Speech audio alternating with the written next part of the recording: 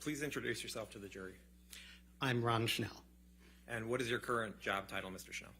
I'm a director at Berkeley Research Group. And could you briefly describe your educational background since high school? I have a master's degree in computer science. Do you have an undergraduate degree? I do not. And can you explain to the jury why not?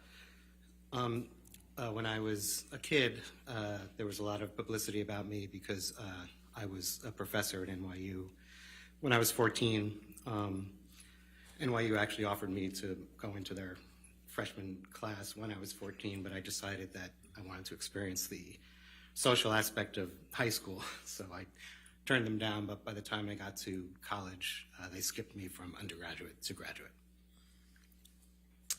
So when did you receive your master's degree from Syracuse University? It wasn't until 2008, actually. And why wasn't it until 2008? So because of my previous background while I was at Syracuse, including I did work at MIT in the artificial intelligence lab for the two founders of artificial intelligence, Patrick Winston and Marvin Minsky.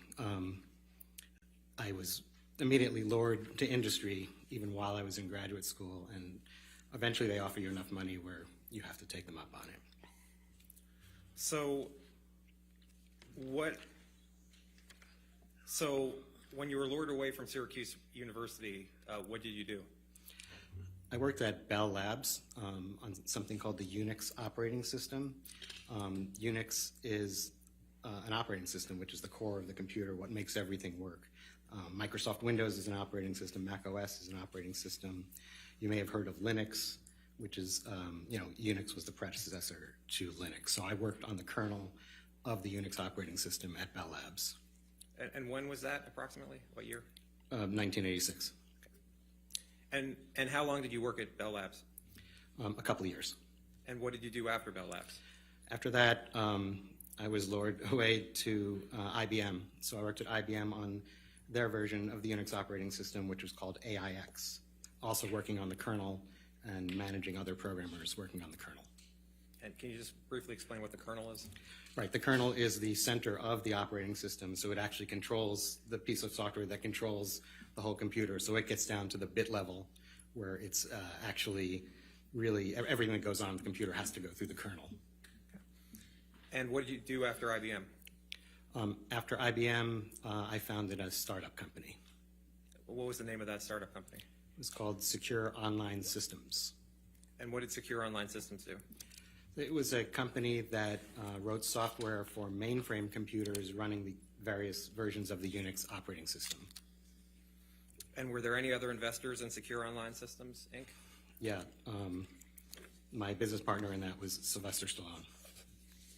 And what eventually happened to Secure Online Systems? Well, it was, as I said, a software product that ran on mainframe computers running Unix. And we actually completed the product and it ran very well, but mainframes running Unix kind of ceased to exist back then, so we had to shut it down. So what did you do after the company shut down? Then I went to work at Sun Microsystems, working on their version of Unix, which is called Solaris, also working on the kernel. And approximately how long were you there at Sun? Approximately 5 years. And did you also work for Drivers Aces, Inc.? Right. Coincident with that, I also founded another startup called Driver Aces, and we wrote what are called device drivers to run on the Unix operating systems. A device driver actually teaches the computer how to talk to hardware devices, so it also runs within the kernel. Have you founded any other startups? Yes.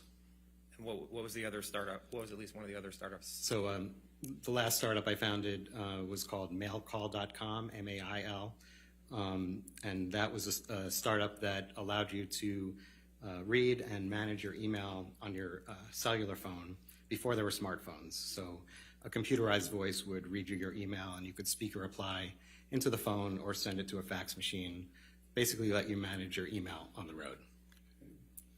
And what happened to mailcall.com? I sold that to a public company in 2000. And what did you do after that? After that, I ended up working at Equifax, one of the 3 credit bureaus in the United States, running software development for their internet marketing division.